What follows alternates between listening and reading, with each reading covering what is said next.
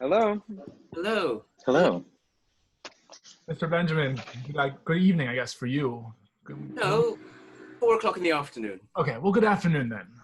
In terms of managing your time, with lockdown and with quarantine, we've had this massive stretch of empty space. I'm sure as a composer, it wasn't all unwelcome, but you're also widely known as a conductor and a programmer.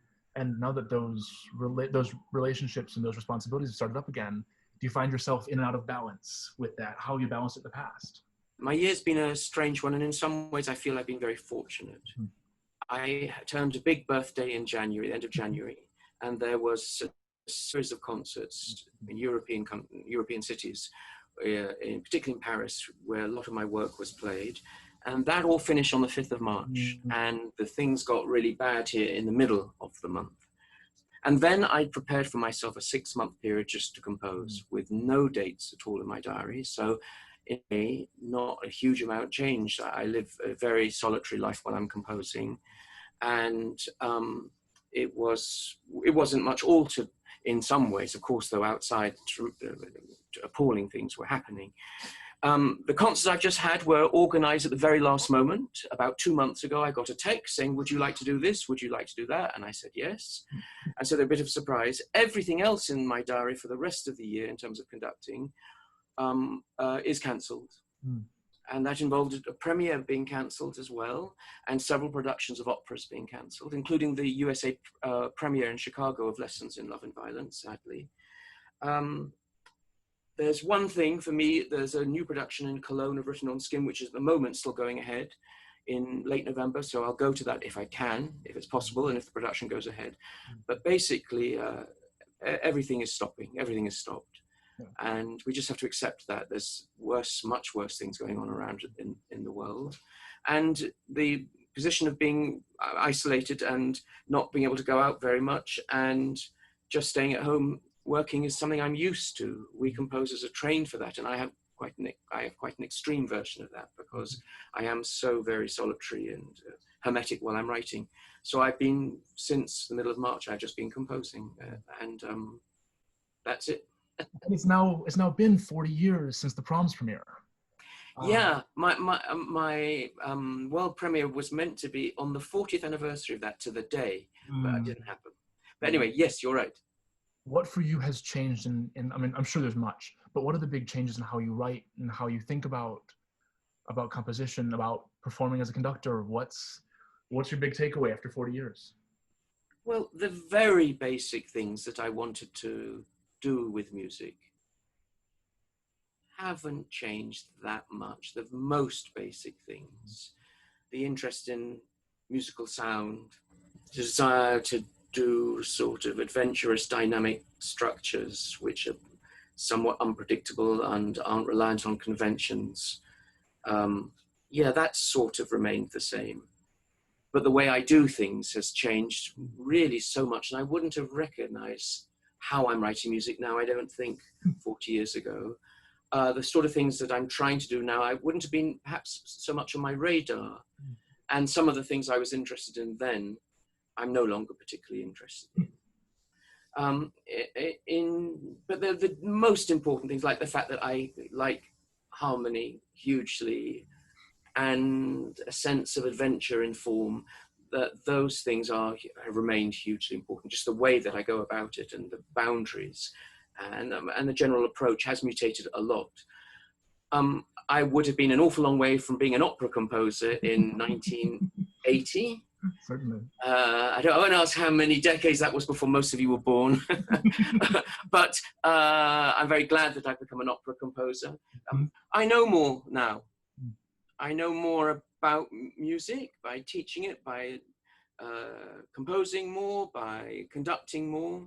There's a lot I didn't know then. I knew quite a lot, and my love for music was absolutely wild then. But there's a lot as one would hope. Also, life of a composer should be something of an adventure. You shouldn't know what's lying ahead too much. You should discover rather than just turn in circles doing the same thing. In terms of being a performer, I was a very serious pianist in 1980. and could play the piano quite well, actually. And I was also quite an explosive pianist. Wherever I went to play my very early and not very good piano sonata, I would break pianos. There would be strings would snap, keys would fly into the audience, blood would be strewn everywhere. So I wasn't not, I was quite a wild player, but I don't play much anymore, and I haven't practiced properly for about 35 years. So that's become much less important to me, though I love the instrument. As a conductor, I already had conducted since I was about 9, but I've learned over the last 40 years how little I knew, and how little one does know when one starts conducting, and how the absolutely incredible mistakes one makes for the first 30 years of doing it, and how mostly amazingly nice musicians were to tolerate my ignorance. Perhaps they could sense that I had something to say and I knew what I wanted with my own music. But my word, it takes a long time to understand how you do it with others, and how you like, also with composing, how you have to know yourself in order to function well. And there were, of course, on the road, a few obnoxious musicians who made it very clear that they were not tolerating my limited abilities, and also from which less pleasant experiences one learns. You can't please everybody, and classical music, as we know, is already something of a niche occupation, and we as contemporary musicians are even even more niche than those people who play Brahms and Tchaikovsky. The only thing, at least as a composer, you can do is write what you like, write what you love. I would say, more importantly, what you care for, what excites you. If you're not excited writing it or playing it, then who else is going to be? I find less hostility in some ways than they used to be, and audiences are, I think, somewhat bigger than they used to be when I was young. There was maybe more controversy, which is interesting, when I was young, but not as much as in the 50s and 60s when I wasn't here. My contact with the public is substantial when I'm on tour, when I'm performing, like a week ago. But most of the time it doesn't exist. I'm just staying here writing. Almost exactly, I spent, which is incredibly quick for me, I spent 26 months at my table, absolutely uninterrupted 26 months to complete full score, to complete both. So it didn't slow me down. On the contrary, probably it encouraged me.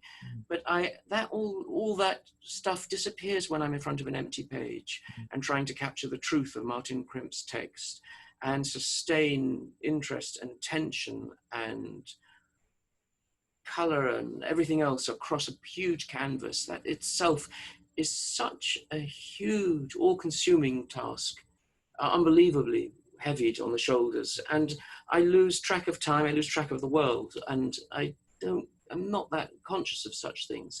What I can say to you is that I wasn't expecting Written on Skin to create. How could I expect what happened to it? Even from the very first night, I'm there on the stage taking my bow, and it's just, I couldn't expect something like that. And I suppose it's very exciting and gratifying that quite a few people have warmed so much to the piece. I put my everything into it. I realized this was my first huge canvas, and I did everything that I could to make it as good as possible. But then, who knows if it's going to speak to people, or whether I've done it right. But I did my best. That's all I can say, and that's really all that one can say at any point in the process of writing a piece. And there's long times when writing a piece that it doesn't work, and you're working your best and trying your hard, and you're not getting anything. And so I'm very used to very empty periods of work where I'm just having to be very patient, and that's not pleasant. No. I wouldn't want to wish that on anybody.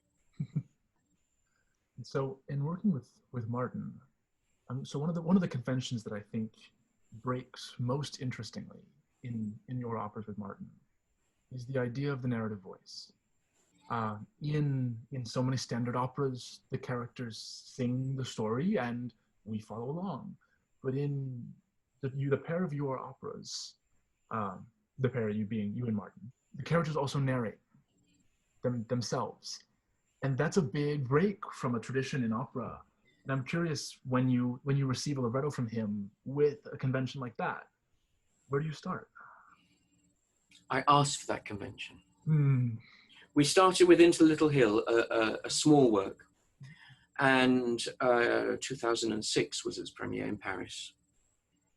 I had met 40, 50, 60 playwrights, film directors, stage directors, poets, filmmakers, including some distinguished American names. And they'd all come to nothing over 25 years. And before meeting Martin Krimper, I had actually given up. I thought, I'm not going to do an opera. It's very sad for me, but I just can't find anybody. I can't find a way to do it. I was aware there was a problem, which seemed to me a problem, in that composers of numerous different styles since the war had been uncomfortable with the idea of narrative.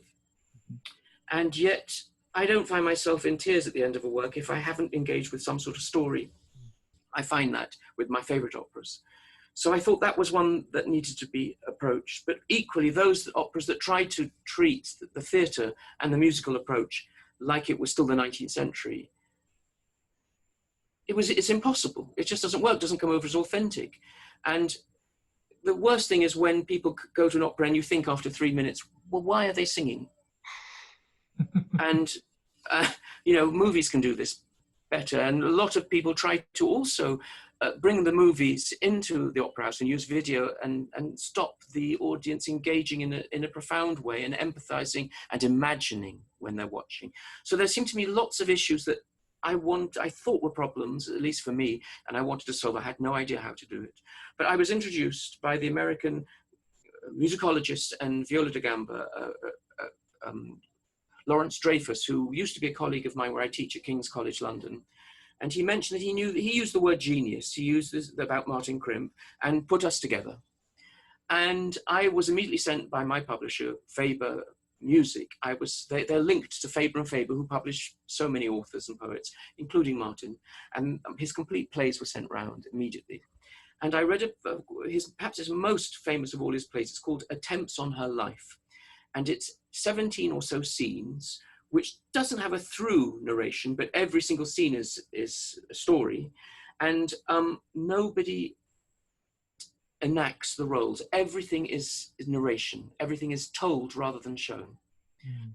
And I found this fascinating because it seemed to me the possibility of engaging directly with telling a story, narrating, but not doing it either in an unclear way or obscurantist way or an antagonistic anti-opera way or a conventional 19th century way. So when I first met with Martin, I made this clear, and I made it clear that I want to engage with that. That seems to be literally the key to me. So Into the Little Hill, 2 singers. They play, it's the story of the Pied Piper of Hamelin. The singers each have several characters. The soprano plays the Pied Piper, the stranger, we call him or her. The contralto plays the mother of the minister. The contralto also plays the minister, and the soprano plays the minister's child. And they both independently, together, represent the crowd and all the mothers in the city. And more importantly, they both narrate. And their approach as narrators transforms as the work goes along. And what I think is, it's not an uninteresting way, at least it was very stimulating to me while writing it. Then we wrote our first big opera, Written on Skin, in which that is translated onto a much bigger canvas, and in which the narration actually gets dissolved into the so-called realistic story. So by scene 14, the penultimate scene, when the protector is torturing his wife, Agnes, the self-narration and self-quoting actually is realistic and pretty horrifying if you could see it in terms of the text. And in our third work, we actually got rid of that convention. I felt I didn't need it anymore. Martin's texts remain sufficiently strange and weird and yet potent that they don't fall into conventional librettos. And there was the danger for it becoming a tic, a mannerism. So it was time to get rid of it. But without that one very simple thing, I would not be here talking to you about operas. I would not have started an opera. That strange little convention lifted the whole story, I've said this before, like a foot above earth. So it wasn't inhabiting normal ground, it was slightly suspended and in a bubble, a world of its own, comprehensible, clear, but not normal, not natural. And that slight lift in the terrain, that allowed me to envisage a magic world which I could create music for. Forgive such a long response. No, it's beautiful. I think that last metaphor describes really beautifully the experience one has watching your operas. You very much feel lifted off the ground. Well, that's nice of you. Thank you. The first thing I couldn't help think about was Katie Mitchell, because her productions have grown so close to your operas. And I'm curious, when writing Lessons in Love and Violence, having, of course, known her production of Written on Skin, did you have a different idea of staging? Did you have an idea of staging when tackling the third opera, having done one big one before? It's true. Katie joined us for Written on Skin quite late. Once the music was over half written, once the cast had been in position for 2 or 3 years. But with Lessons in Love and Violence, she joined us much earlier on. Martin wrote his complete text before we invited her to join us. It was obvious that we would, because she's so wonderful. And then for the situation was somewhat different. Katie and her designer, Vicky Mortimer, wonderful designer, wonderful artist, they considered the text and gave us a plan of how they were going to treat it. This idea of a room looking like it was built in sort of Swedish palace, very contemporary, but very grand, not in the medieval age at all. That we all agreed people would look and wear modern clothes, absolutely. But this extraordinary idea of the room turning around in 90 degrees between scenes, very easy to say, incredibly difficult to realize technically. We didn't even know it was possible until the first rehearsals. And there were some bumps on the way, so it was a real challenge. That was in my mind when I was writing the score. I was aware of it. And I suppose I can let slip just very, very little in my composing, nothing changed because of that, except for one thing. Katie with her team and Vicky with a team of experts worked out the precise duration it would take from scene to scene to do the backstage manipulations of the set, which it needs like 30 people. It's incredibly complicated. When it works, it's incredibly simple. And I knew, therefore, that my interludes could not be shorter than that. And that was a very interesting obligation for on my part. And in fact, I enjoyed that. I like frames that help concentrate my invention and focus me and challenge me. And that was a new one, that I knew this large interlude could not be shorter than 73 seconds. I love that.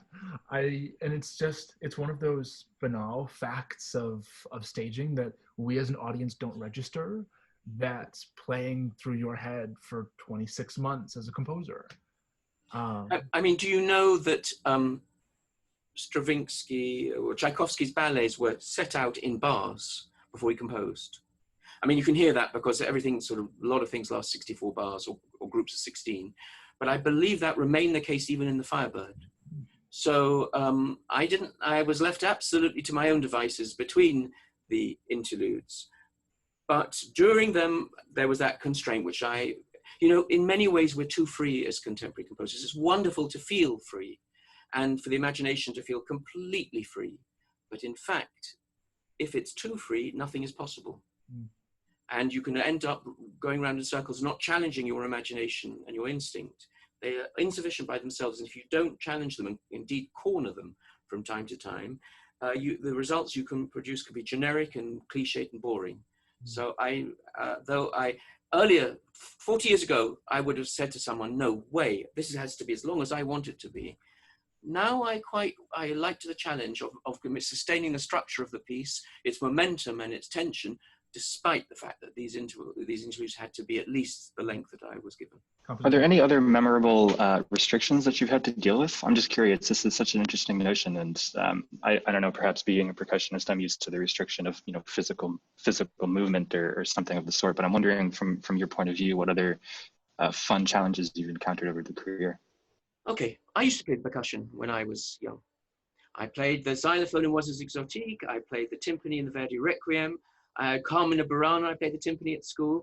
And I used to have a huge passion for all percussion instruments and percussion section. Okay, just one little thing, minor thing. When I'm writing an orchestral piece and there's a very particularly poignant, gentle moment which needs concentration and peace on the platform, if I'm having the fifth percussionist move across the stage to join the tubular bells with the third percussionist and pick up a hammer at the same time, that moment's going to be ruined. So I'm thinking how the platform looks, and I'm thinking always with percussion writing, what's not going to be really irritating on the eye, because I have seen times when someone is trying to, turn up, get past the vibraphone in which he's encased with 14 suspended cymbals, and to get to the tam-tam is going to really, really irritate the eye of the listener and distract you from the music. That's a minor thing.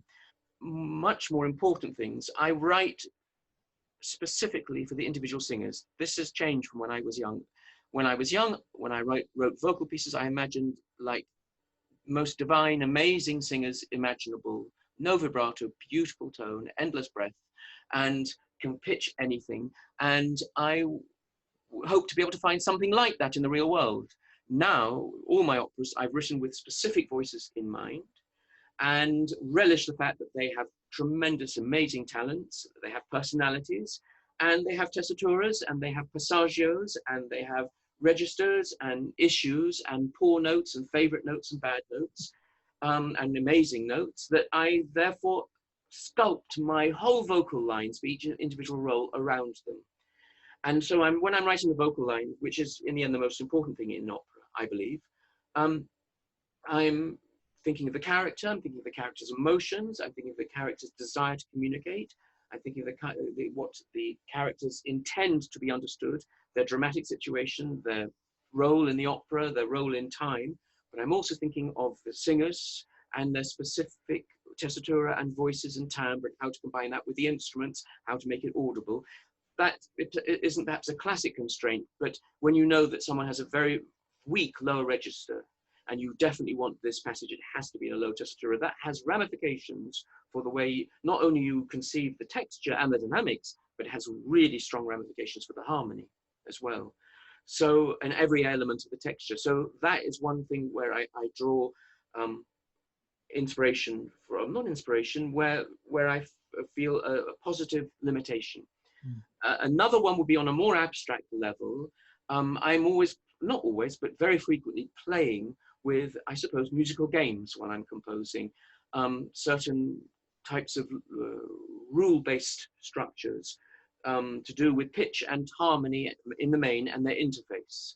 And those are complex and they're private for me, but the music wouldn't exist without them, particularly when it's polyphonic, particularly when the tessitura and the drama are stratified into 2 or 3 or 4 or 5 different levels at the same time. That becomes impossibly complex to compose cogently without some form of architectural background. And those architectural backgrounds take quite a long time to set up. Once they're set up and they function, there's a real interface between me and them, my imagination, my desires creatively, expressively, and this sort of game that I've set up. And that allows, in the end, the music to as it exists, to be written. So there's all sorts of things. Plus, there is the ultimate aspect of the constraint and challenge, which is, if I'm boring here, the opera will fail. So it's to keep everything, I repeat, trying to keep things interesting, maintaining tension, constantly having new invention, fresh sound, constantly coming to the ear, both to surprise the listener, but also to reflect the continuing evolution of the drama and not be lazy and go back on previous things and, as it were, let the drama go flat or just tread water for 5 minutes. I'm not a opera composer who thinks that things can relax in recitatives, nor can I repeat something that's been heard verbatim in the overture lasting 5 minutes. And in fact, both Martin and I are very aware of film, and we try incredibly hard to avoid it in our work together, and to avoid the pitfalls of film music as well. But I'm also aware of the great film directors that I love, because I love the cinema, of how their control of tension on a huger scale, Kubrick say, but many others, and how they sustain tension, speed of editing, point of view, camera movement, angles, all these sort of techniques that are used to maintain forward flow and not let, in a way, the tension drop for a second. One of the phrases you mentioned a little bit earlier, in talking about writing vocal lines, was the character's existence in time. And tension, of course, is just a measure of the motion of time. And in an opera, it's narrative, so that's critical. We have to engage opera as an art of time. And you have moments like you talked about earlier, where the music does just float off the ground, and we sort of have this time that glistens in both directions, and then other times you can't help but hurtle toward an ending. And so I'm curious, in terms of pacing and your structuring of operas, how much temporality plays into that thought. Oh, it's everything. It's absolutely everything. I mean, the stuff of music is time, but time through sound. And that is much more complex and rich than any other element in our perception, because we have this, our ears are much quicker than our sight, and our ears work more quickly than our minds. So that may sound paradoxical, but the speed of understanding and the speed of comprehension of the ear is just phenomenal. And equally, its capacity to understand simultaneous things, different simultaneity is astounding. Oh God, the element of time in a big piece is so important. And the proportions, I imagine myself as a painter, looking up, working on all the details, and then moving 50 yards back to see, or an architect, see the whole thing, see where I'm weighting certain things, dark areas, bright areas, contrasting areas, the speed of movement, the speed of contrast, the speed in change of the speed of contrast. I'm not joking then, but I did mathematics at school, and I was very interested in differentiation calculus, and how it does on different levels measure the change of change. I think that's very important, very, very important. Maybe the most important thing of all is harmonic speed, harmonic motion, a subliminal thing that no one comes out of an opera saying, wow, God, that was amazing harmonic motion. You don't do that. But if you get it wrong, and if the harmonic direction is weak, or the pacing of the harmonic motion is bored or unadventurous or too homogeneous, it will destroy drama. I know an opera by a wonderful composer, Lila Quillin, a composer I truly love, greatly underestimated. His little pieces his songs are amongst the most beautiful of the 20th century. Really exquisite, wonderful miniaturist. The moment it strikes me on a big stage, he doesn't have this control of parabolas, of different rates of motion. And an early opera, which has some songs in, which a piece called Tre Laudi, beautiful, little known chamber songs, which is absolutely gorgeous. It's integrated within this larger scale Vole di Notte opera. But the trouble is the phrase structure and the harmonic rate are homogeneous to a terrible degree across from over 50 minutes, over an hour. The same could be said of Ducas, my teacher's teacher. He wrote this opera, Ariane et le Bar Bleu, which also has the same problem of homogeneous, self-similar, symmetrical harmonic motion most of the time. And in terms of theatre, it then becomes suffocating. Because the liquidity of momentum is absolutely ossified. So yes, that's really, really important. Just like with a filmmaker, if he was to edit at the same pace, and if the camera was to move at the same rate, and his use of perspective would be homogeneous, unless it's for a very specific, absolutely essential and original point of view. If it's not, the listener, the watcher wouldn't notice that necessarily, but something would suddenly die within half an hour, and you suddenly realize there's something wrong. It's not engaging, it's not challenging the perception, and it's not alive. So on the, if I may ask about, you mentioned your teacher's teacher, talking about operas with timescales, your teacher's opera.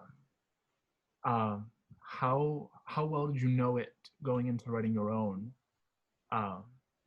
And has it played any role in your thoughts on opera? I know it incredibly well. Mm-hmm. I was present at the dress rehearsal for the world premiere next to Messiaen. I was on one side following the score with him. On the other side was the man who had commissioned the opera. And I then went to the world premiere, and I've heard numerous productions. I've got recordings. I had something to do with the UK premiere, which was on his 80th birthday. It was an extraordinary evening.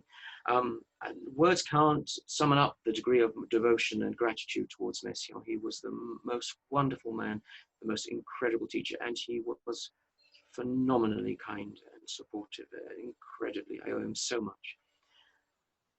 But that doesn't mean I want to copy him, nor did it mean he would want me to copy him. Certainly. There are certain enormous things to be learned from his opera. Firstly, in terms of his work, it's an extraordinary achievement, a gigantic 4.5-hour fresco with the best bird song that he ever wrote in his life. And it's an amazing object with a very original, quite unique view of musical theatre. Mm-hmm. Something to be learned from. I am very critical of a lot of 20th century opera in the way the voices are accompanied, that vocal lines are too chromatically dense, and that the orchestration and above all the harmonic conception around them is so dense equally that you can't integrate in your ears as a listener the voices into the fabric of the pit, the orchestra. And so they split company, and there's no harmonic fusion and give and take between them. That allows the singers to feel very insecure on stage in finding their voices, and also they often modulate upwards a semitone or even a fourth, things I've heard. And I think that's something wrong, because when the notes on stage marry and mix and fuse with what's coming out of the instruments, there's this magical, completely transcendently magical thing, which is the fusion of voice and instrument. It's the most extraordinary thing. So that's a major obsession of mine in my work. And the thing I wanted to say is that Messiaen handles that wonderfully. Mm-hmm. The writing, particularly in the low register for bass and baritone voices, is really challenging for serial and post-serial composers. And Messiaen's way of harmonizing and integrating the vocal lines is masterly. On the other hand, in terms of drama, two singers only sing once together in rhythmic unison in the whole 4.5 hours in his work. The instrumental bits are segregated from the vocal bits. And the structure is full of repetition and full of symmetry and full of themes, and it's absolutely opposite of what I've tried to do. So it's very important, particularly from someone with such an amazingly strong universe, and to whom I went to study with when I was 16. It's very dangerous. So I have almost consciously moved into my own terrain. And the thing is, as a deeply tolerant and wonderful person, that's exactly what he wanted to do. What his view of being a teacher was to help someone find their way, to give them more technical knowledge, to improve their ear, to encourage their love for music, maybe to have an instinct about what specific things the student was gifted for, and then to push them away and let them go on their own line, and not be demanding and not be dogmatic and not retentive, which is the ideal way to teach, and very, very hard to do, not easy for most teachers. So he wouldn't be cross or disappointed that I'd gone in a different direction. It's a matter of great, great sadness to me that I haven't been able to play my operas. I would love to know what he thought. He loved opera intensely. He talked about Pelléas that was revelatory for me, and that his analysis of Pelléas unquestionably had a big influence on me. My final word would be everything that I do and the way I think was influenced by him hugely. So though I feel I've gone on my own way, that way is based on a foundation to do with his amazing teaching and encouragement. So I've moved away, but in other ways I haven't. And I have to assume as a teacher, you strive to do the same thing with your students. I don't have his genius, but I try. Yes. Well, if I may ask you one last question before we say goodbye. One of the things that we've been closing out our interviews with, and it works because you have a fabulous selection of them behind you, is what have you been reading these days? Have you been reading these days? Mid-20th century Italian literature, most of it Jewish, like I am. Particularly Bassani, Giorgio Bassani. You know his work? Have you heard of him? The Garden of the Finzi Contini is particularly good, wonderful, but there's some other fantastic. He only wrote about 6 novels. They're all set in Ferrara, excuse me, and are absolutely extraordinary, profound, poetic, and very interesting from a moral point of view, and very interesting from a narrative point of view as well. I've been reading James Baldwin. I've been reading quite a lot of American authors. I've been reading a wonderful British naturalist called Robert Macfarlane. I've read all his books about the natural world, about landscape and man's place in landscape. Absolutely visionary and wonderful. Not entirely separate from that, there's a British travel writer, but much more than that, historian and also philosopher almost, called Jan Morris, who's written a series of wonderful books about Spain, about the town of Trieste in Italy, about Venice. I've also written one very pertinent in this country at the moment called Europe. I'm reading an American book called Against the Grain at the moment, which is investigating the view of hunter-gatherers in anthropological history and treating them as savages and barbarians as opposed to those that settle in cities is completely wrong. It's extremely interesting. I read about science, Nabokov, Conrad.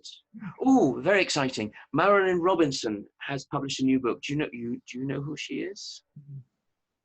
Okay, she's an American woman who lives, I think, in Iowa. She wrote a book in the 1980s called Housekeeping, which is one of the few masterpieces I've read in the last decade. Absolute masterpiece. And then she's written a series of books set in, I think in Iowa, set on in a little village where there is a Protestant pastor and he has an old friend and a family with problems. It doesn't sound very promising, but huge human, even sacred questions are asked in prose of exquisite poetry. It's tangible. You can taste and smell and touch everything. And particularly this first book, Housekeeping, whose title isn't very promising. You just mention the book to me and it makes a sound in my head like a chord or a sound of a piece of music. It's so evocative and so exquisite and yet very exciting and deeply troubling as well. I cannot recommend it sufficiently strongly. Housekeeping. One other book I've read this year, which is utterly extraordinary, also a little bit obscure. It's by a Norwegian author whose name I can't remember, but it's called The Ice Palace. And it's about a 14-year-old girl whose life turns upside down and she strays in winter to a huge lake, a fjord in Norway, and finds a frozen waterfall and enters it. And it's absolutely amazing, incredible. So I read, when I'm composing, I read incessantly. When I'm traveling and conducting, I don't, then it doesn't work. We have lots of reading to do to catch up then. Indeed. Mr. Benjamin, thank you for your Pleasure. time. Nice to meet you all. Pleasure. Thank you so much. Thank you. Take care, everybody. Bye-bye.